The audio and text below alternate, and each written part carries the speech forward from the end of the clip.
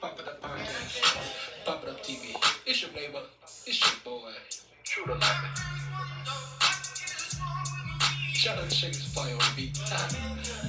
Want to welcome you to the Pop It Up movement. I got my co-host, the real famous DJ, the sensational Todd, the creator, and Mr. Smoker Word himself, Montana.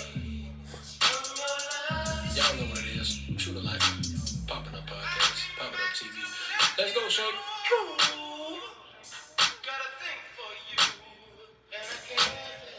All right, y'all know what it is, bro. True to Life, and once again, FMP Radio, Popping Up Podcast. Y'all heard in the intro, y'all know what it is. It's your boy True, and guess what, y'all? We got a special guest in the building today. I'm excited to introduce her. I can't wait. So I need y'all to get y'all piles together. I need y'all to sit down, relax, catch a vibe. It's your boy True to Life, FMP Radio, Popping Up Podcast. I'll be right back with my special guest, True. Stop, pick up everything, mommy, and in no time,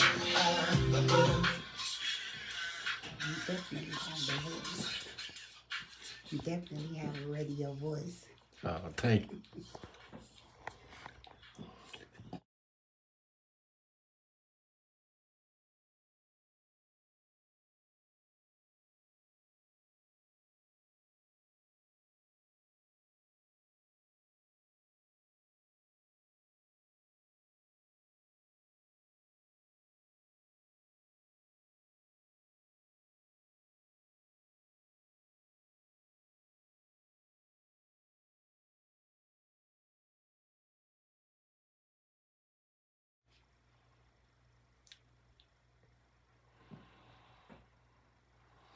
All right, y'all. Again, it's your boy True to Life, and I'm back once again. FMP Radio, Popping Up Podcast.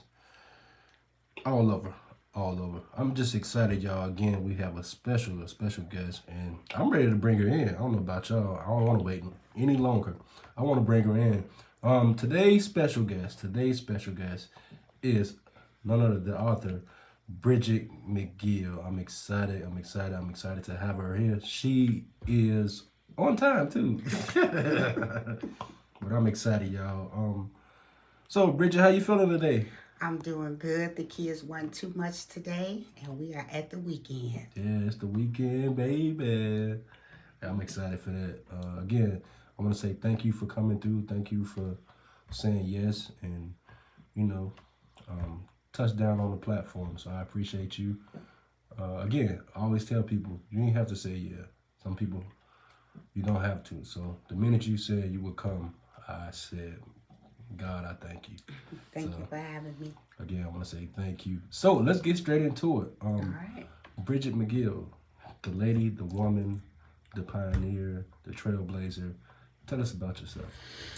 Well, I am first of all, a CPS teacher. I work for Chicago Public Schools. I am a 4th grade math and science teacher at McGill Elementary School, and I love the kids. We have lots of fun every day. I am also, what you said, a mother. I am a woman who owns I have an organization called The Queen Within, and we sponsor community events all throughout the year. We have 3 big events coming up, one in April, one in May, one in June, and I am also the author of 7 books. Wow, 7.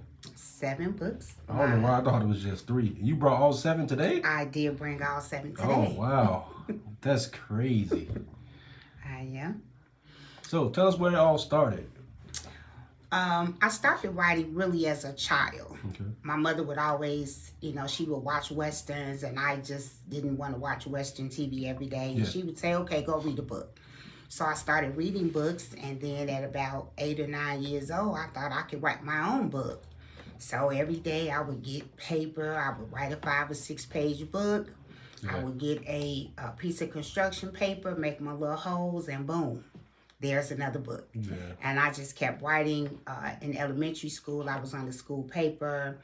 In high school, I was on the school paper. And in college, I just kept writing until I published my first book, How Does Your Garden Grow? Wow. In 2017. So that's the first book. This is the first book. Tell us about it. How the Garden Grows. Where did you get that concept from? So I started looking at my life as a garden. Okay. And it's metaphorical language comparing a physical garden with your life garden.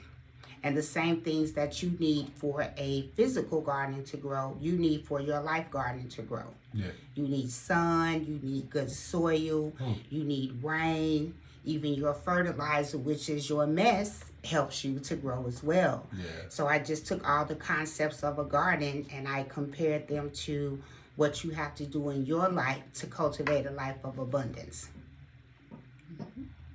You got real deep in that one. So what came with the creativity of the front of the cover? So this is actually a new cover. I had a different cover for a very long time, and I worked with J.L. Woodson of Woodson Studios. Okay. And I looked through some of his covers, and when I saw this woman lying in this beautiful garden, I thought, this is it. Yeah. This is it. And this is the journal that accompanies this book. Really? The journal does stand alone, but if you read the book, it will, it makes more sense. But you can do the journal alone. And the journal has quotes. It has challenges, prayers, different activities that you can do just so that your life garden can grow. That was very creative. So tell me about that first line right there. Show me the cover real quick. So it said, cultivating a life of abundance. Explain that for me. Well, a life of abundance doesn't just happen unless you're born with a silver spoon in your mouth, which most of us are not. Yeah. But you can cultivate the life that you want. And you can cultivate a life of abundance. And abundance is not just money. It's not just material things, but it's peace, it's health, it's mental wellness, it's stability. And you have to work at those things. Yeah. You have to do a lot of internal work, because you can have all these material things and money and all those things, but if you don't have a peace within your own internal life garden, then all those things are just things. So sometimes we have to go back to our childhood to fix things. We have to forgive people. We have to work on things that we want to change about ourselves every day, and the cultivation never stops. Yeah. Have you ever been back in that place where you had to go back to a childhood moment and say, hey, I need to forgive somebody. I need to get over something? I have. Just going back to times where I felt as the oldest, I was always responsible for my siblings. Yeah. And in that, I grew to be a person that was, I had a need for other people to need me, which is called codependent. And I had to just go back and look at where I got lost in that. Because I was told by my mother, take care of your siblings, always look out for them, make sure they're always good. And somewhere that went left for me. So I had to go back and say, this is not what she meant. Yeah.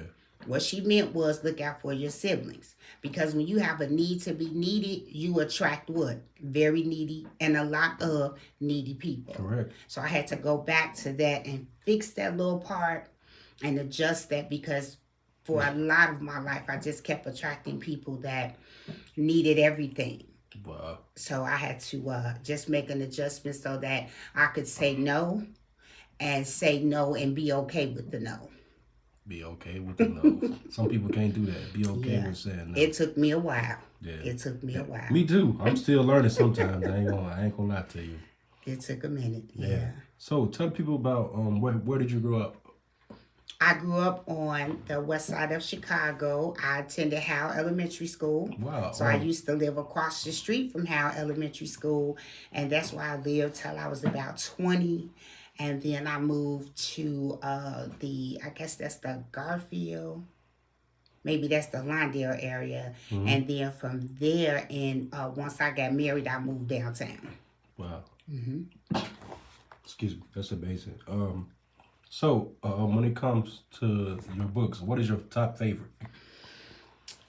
This is always going to be my favorite. Because it's your first? Because it's my first. It's my baby. This is the one that I knew then that I could really write a book.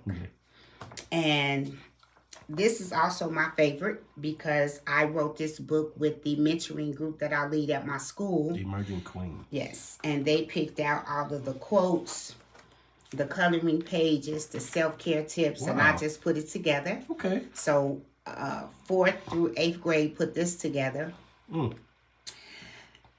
And these two are my first fiction books. And writing fiction is a lot different from creating journals or inspirational books because now I have to use my imagination. Yeah.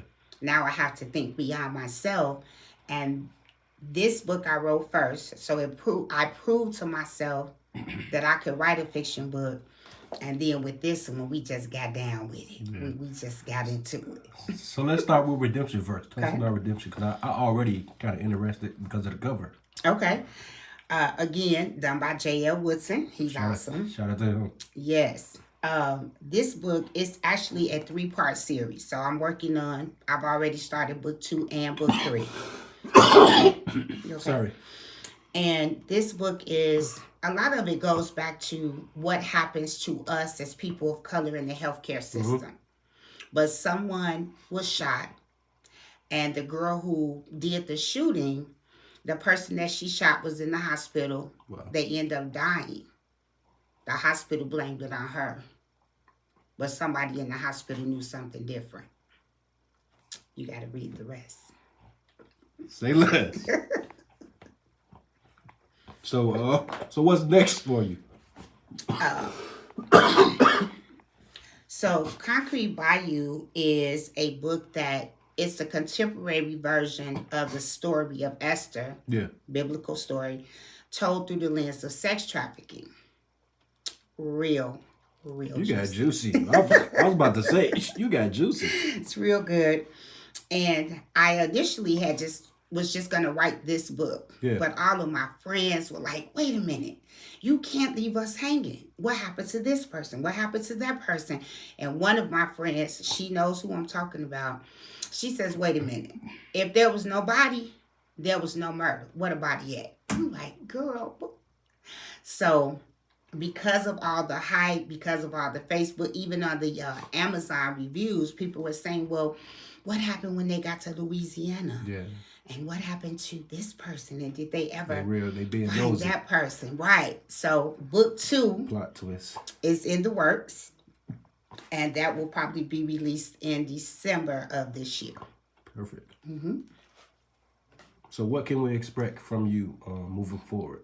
Maybe turn some of your books into a stage play, a movie? So this one, again, Concrete Bayou, we are currently creating a short video that is chapter 1, which is going to get people interested.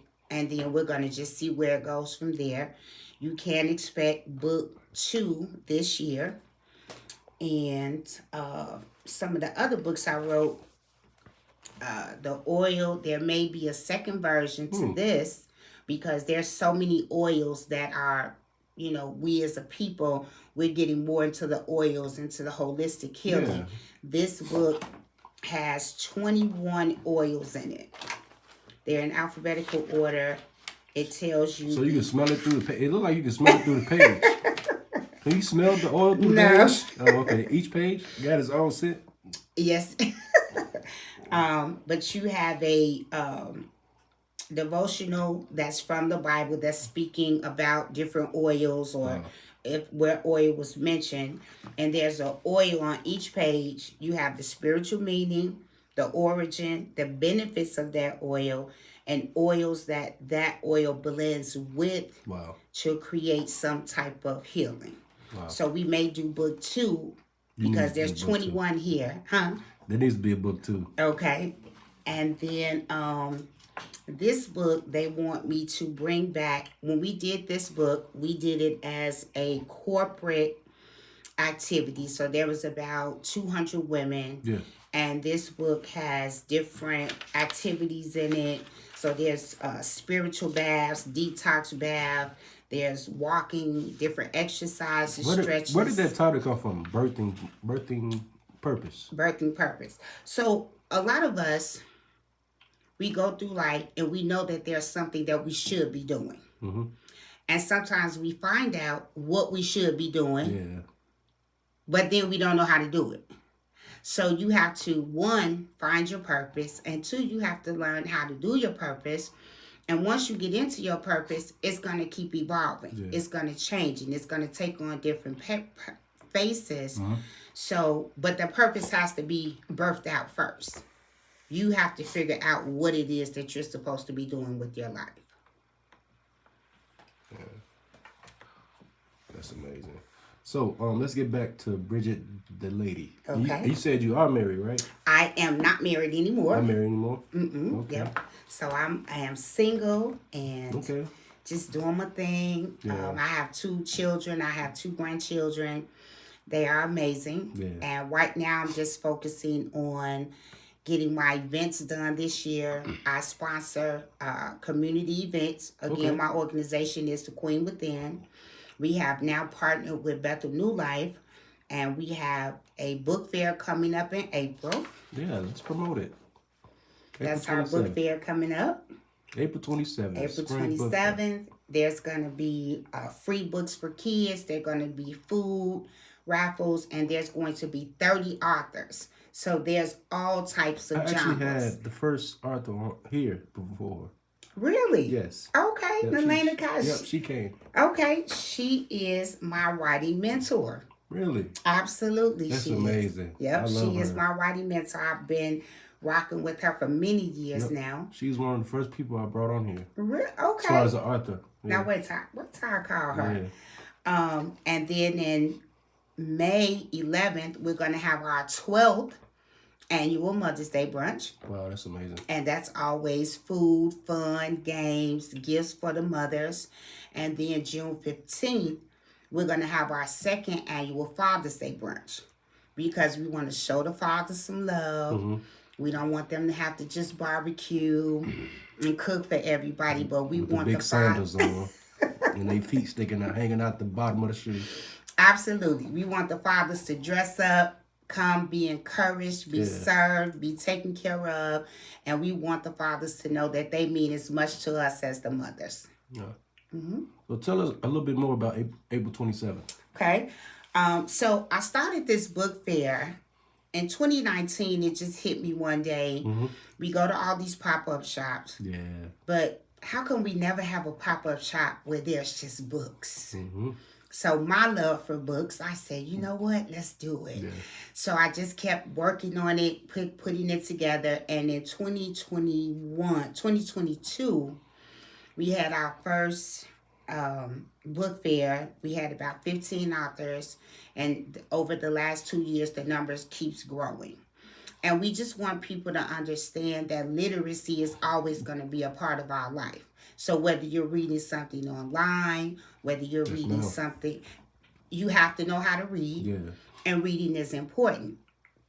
And we know the quote from Malcolm X. If you want a black person, if you want to keep something from a black person, put it in a book. Well, we have to dispel that myth. Mm-hmm. And we have to teach our children that reading is really fundamental. And it's not just about reading comic books and things like that, but we have to understand that literacy is what's going to keep us moving forward. So how do you suggest we approach this new age? People that really don't care too much about reading books, they most focus on technology and social media. We just take what they need to read and make it technology. Because there's audiobooks. Yeah. Me and one of my writing partners right now are developing a graphic novel, and it's centered around math. Yeah. So it's, what boy is not going to read that? It's a graphic novel. It's colorful. It's fun. It's all the noise making onomatopoeia. So of course they're going to read it, but we just take the literacy and we make it technological so that people will still read it. It's still reading. Yeah. It's still literacy. You still have to read it to get whatever it is that you need from it. Yeah. So any books that are your favorite that's not yours?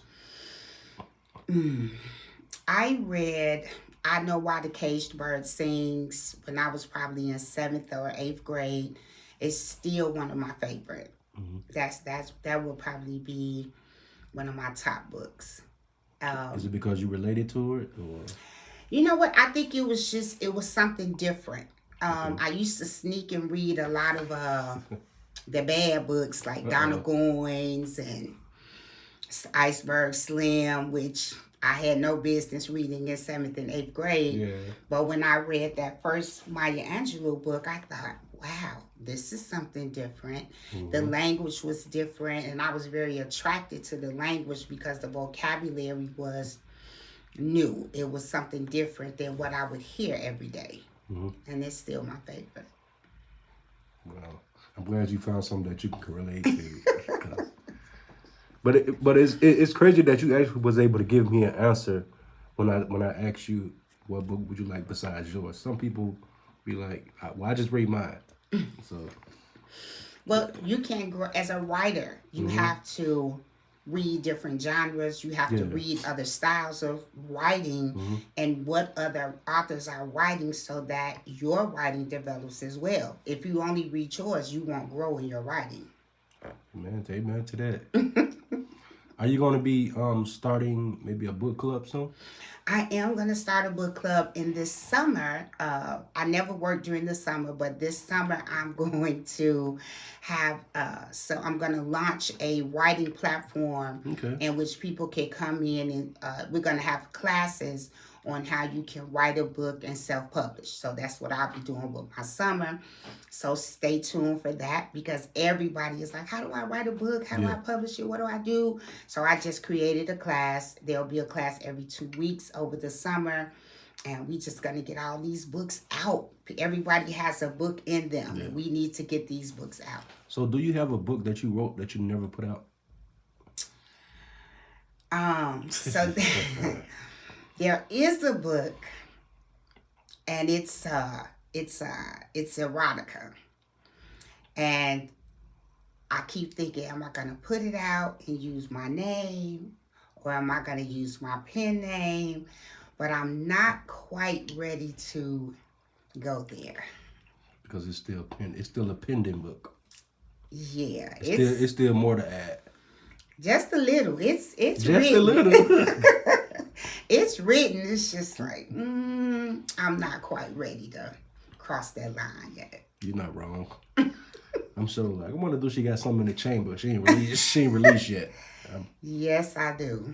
Yeah. Yes, I do. So when it comes to other writers, either behind you or some of your peers, how do you suggest them giving them some encouragement to keep going or to even start a book?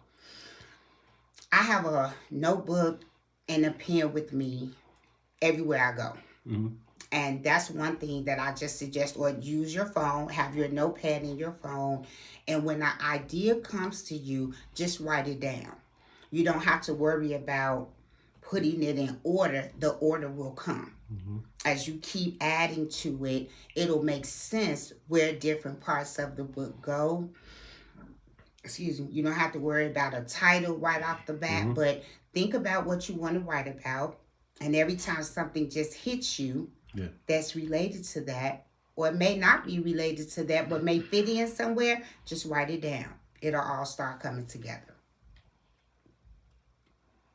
Okay. And another thing I would suggest is to give yourself the time to write. Even if it's just 15 minutes a day, or just one page a day. If you do something every day towards the writing, towards the book will get done. Wow. So, question: if you were to come across 18-year-old Bridgett, what would you say to her right now?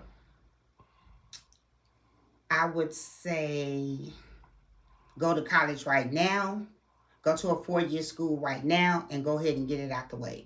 I went to a 2-year school, then I kind of played around and I was like, okay, I got this degree, I got a job, and then I got married and had kids, then I got a divorce, and then I went back to school. I would have just went to a 4-year school right off the bat and got it out the way. Yeah. So do you have any fears in writing? Nope. The only thing I fear is that if I ever get writer's block is going to come, but I don't want to have it for a long time. And I always want to be able to express myself in different ways. I never want to be just a one level writer. I want to be able to write erotica, write comedy, write self help. I always want to be able to write in different genres. So for the people that don't know what writer's block is, can you explain it to them? Writer's block is when you want to write and you can't. Yeah. You're just sitting there and ain't nothing on your mind. The thoughts won't come. You have an idea, nothing feeds the idea. Yeah. You have a title, nothing matches the title. You're just stuck. Do you believe it can extend for like years? I do believe so. But one of the things that I've learned in my writing group is when you get stuck, go and read. Reading different authors or different genres helps to unlock writer's block. Yeah. Yep. So let's get back to this book fair. Okay. What can we expect from it, the overall? Well, one of my goals was to have 30 authors, including me. Okay. And in that goal is to have 10 Black male authors. Because I want people to come in and go, all these Black men writing books? Mm-hmm. Absolutely. Yeah. So that's one of the things I really wanted to highlight. I wanted it to be in a place that is very spacious, mm-hmm. where people have room to walk and move around. We're also going to have a panel discussion, mm-hmm. where people can ask questions, a Q&A session, and get ideas about writing, get tips about writing, and ask some of these authors questions about their writing, how they got started, how they keep going. Yeah. And that's something I know that's different from other book fairs, is to have a panel discussion where we can have a conversation with some of the authors. Panel discussion. And free books. See, we always have to take care of the babies. So we have lots of free books. That'll open up so many doors when it comes to free information, spreading, networking, marketing, all that. Like, absolutely. I love to have a panel discussion. It means so much to the community. It does. And that's what it's about. It just has to be about the community. It's never just an I or a me. Mm-hmm. We have to work together. At all of my events, all of the vendors are people of color. Yeah. Abracadabra Magical Events does all the decorating. Tees Catering does all the food.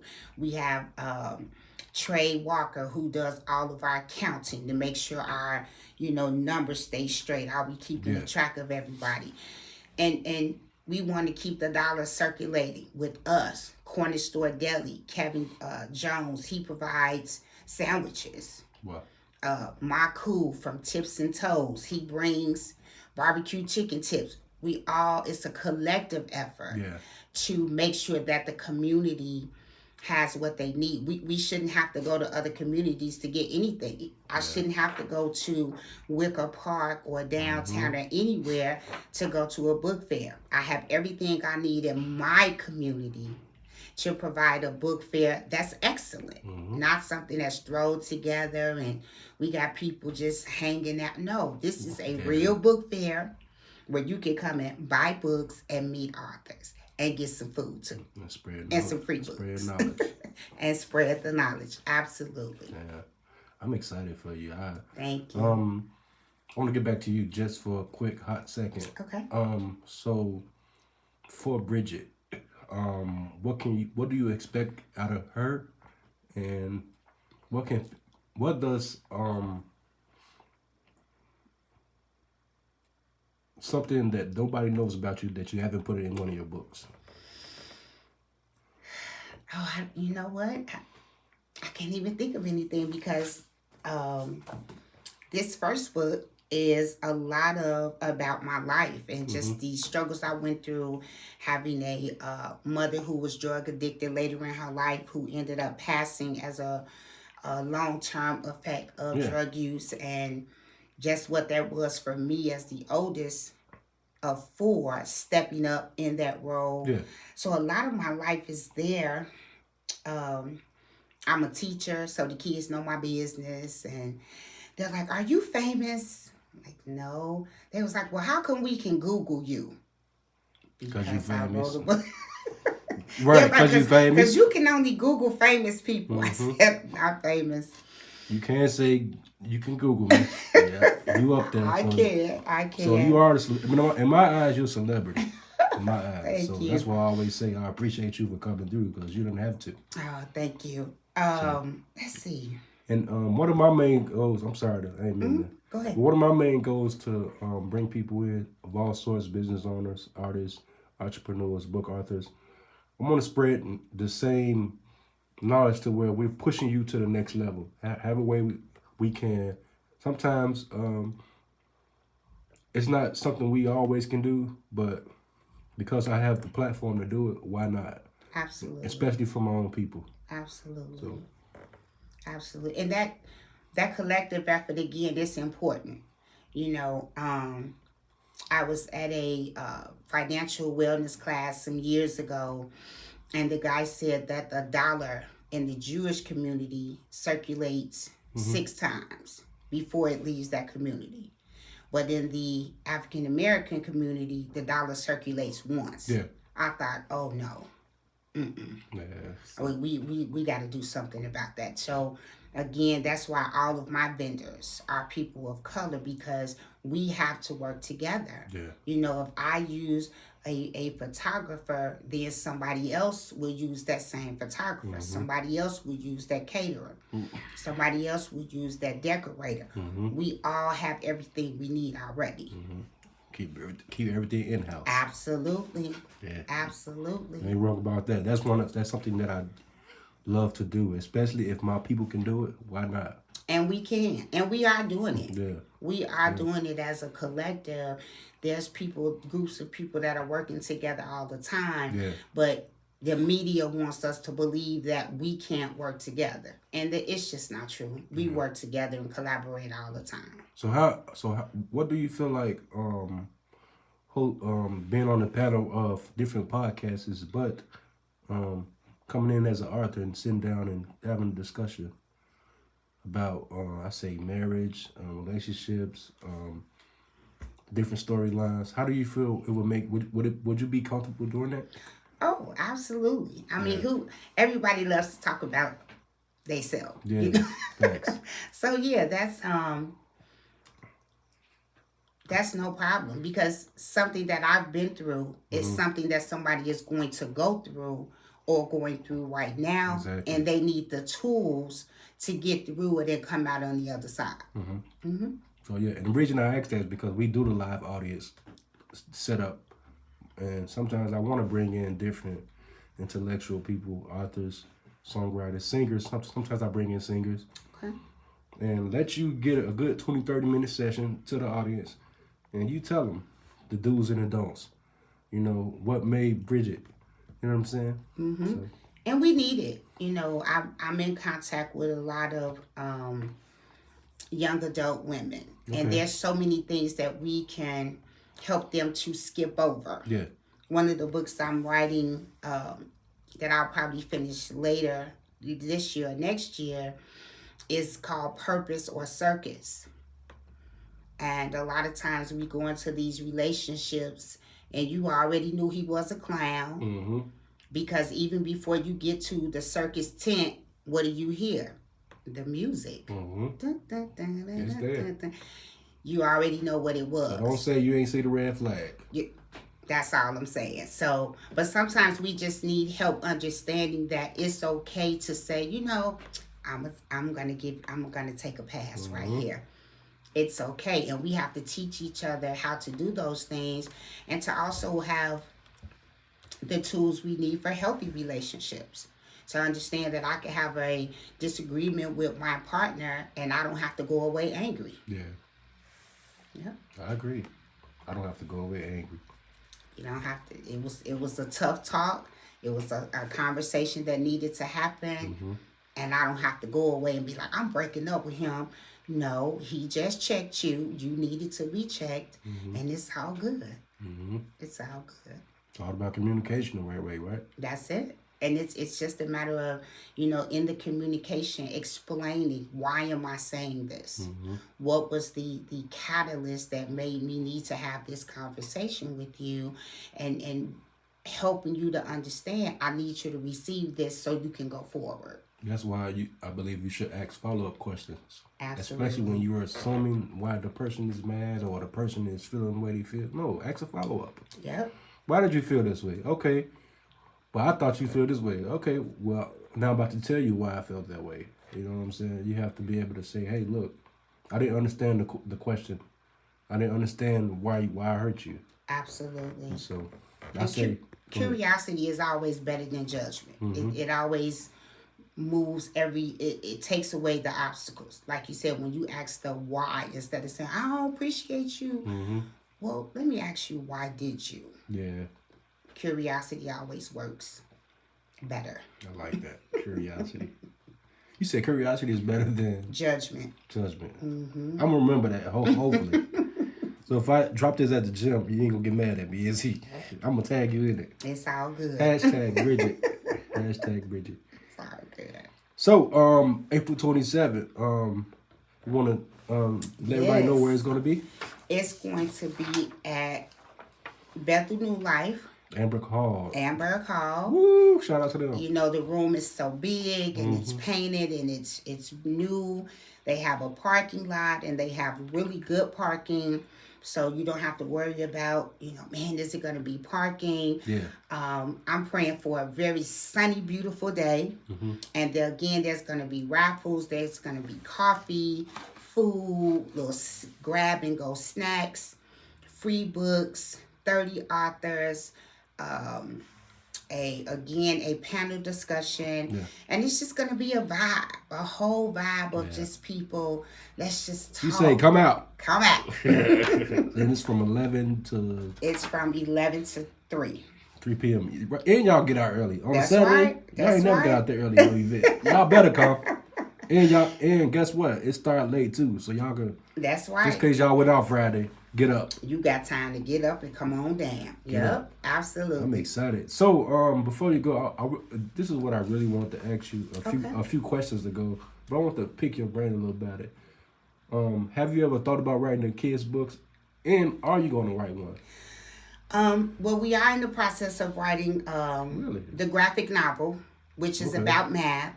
And where that idea initially came from was I wanted to write a book called Me and Multiplication, because I am a math teacher and I want kids to know that math is fun. And multiplication is the key to all of the other math. Yeah. And that developed into the graphic novel that we're writing. And it's going to be this huge, big adventure that they have to get through all of these obstacles by solving math problems. So that's a kid's book. And then another kid's book that I have in the work is a children's book for Black children to understand the Black Jesus.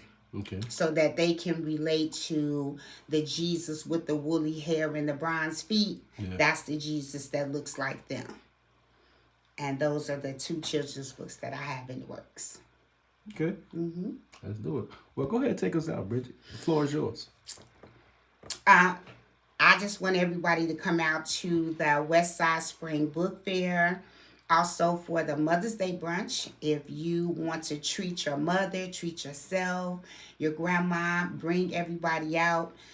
We have a special program this year where we have it's $50, no taxes, no fees, and it's going to be a rainbow sneaker ball. We're going to have jump ropes set up, Chinese jump ropes set up, so it's just going to be all good. Yeah. You can come and have a good time. And for the Father's Day brunch, treat your daddy. Treat your daddy. Treat your granddaddy. Make your man feel Treat good. your uncle. I got nieces. Treat your uncle. Right. Let your husband know he don't have to barbecue this year. He can just relax. And all of these events are, again, sponsored by the Queen Within, because we want to give what we need to give to our community so that we know without a doubt that I don't have to go anywhere else to get anything I need. Everything I need is right here in my own community. All right. Thank you. It's the author, the one and only Bridgett McGill. And make sure y'all go buy all the books. Where can they find the books? All the books are on Amazon. Amazon? Perfect. Make sure by the end of the year, she's one of the top best-selling authors on Amazon. So I pray intercessory over your life and everything else. I receive it. So let's keep pushing you. And anything else you want to say before we leave? Thank you for having me. All right, it's your boy True the Lifer. I'm with Bridgett, and we'll see y'all April 27th. All right, talk to y'all later.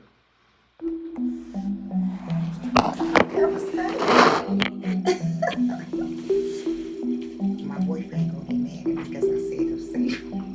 But I ain't gonna put it. I don't like My bro hit the shroom like he Mario. Running that shit up, I do my cardio. Seeing double, think I'm seeing spiral. Hot damn fit going viral. Baby, don't get high up off the hype though. You'll never know the things that I do. When you all of this, you go in cycle. Nobody can fuck with my damn vibe, yo. No, nobody can even really stand close. Sounding like you're singing for your label. Now the party jumping like a Kango. Now the party jumping like a Kango. Sugar off the cane, I hope I'm able. Might just do what you say so. Drop it cause you know that's what I came for. Drop it cause you know that's what I came for. I be in them place they say I can't go. I gotta ask God for forgiveness, I've been doing the devil favor. Stick 'em up, better drop it. This with us, can I drop it? My sister the look, we bout to run a check. When we hit the scene, you know it's like a flag. Baby, make it something that I can't forget. Promise I will put you on the internet. My eyes on the door, let's take the exit, babe. Your body and mind saying two different things. Drop it cause you know that's what I came for. Stick 'em up, better drop it. This with us, can I drop it? Stick 'em up, better drop it. This with us, can I drop it?